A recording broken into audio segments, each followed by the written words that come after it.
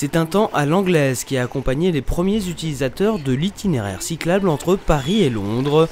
Malgré la pluie, pas moins de 150 cyclistes ont inauguré dimanche 24 juin le tracé valdoisien de ce parcours touristique. Pour l'occasion, une plaque a été dévoilée par le président du Conseil général à la Maison du Parc de Téméricourt. 1, 2, 3.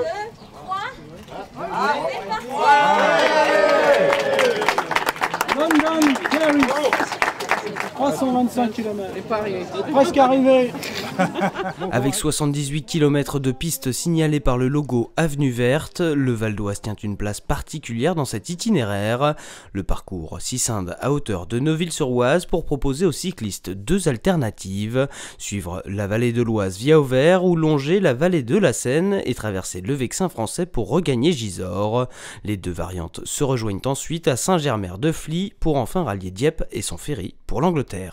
Un parcours qui devrait doper le tourisme dans le département et donc l'économie. Il y a la vallée de l'Oise, donc ça passe à Auvers bien évidemment.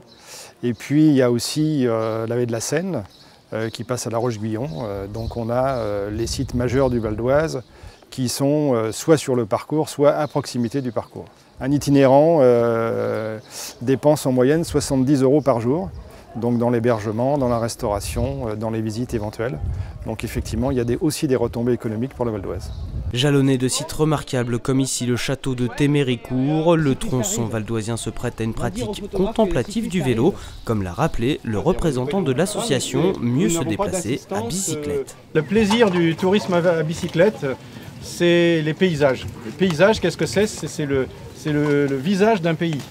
Et comme ça permet de regarder, faire du tourisme, le véritable tourisme, c'est aller ailleurs, voir comment les gens vivent.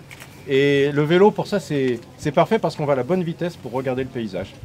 Et la découverte du Val d'Oise à vélo n'en est qu'à ses débuts. L'avenue verte London-Paris préfigure le projet des boucles du Vexin et ses 110 km de voies cyclables au cœur du parc naturel régional. Une réalisation prévue à l'horizon 2015.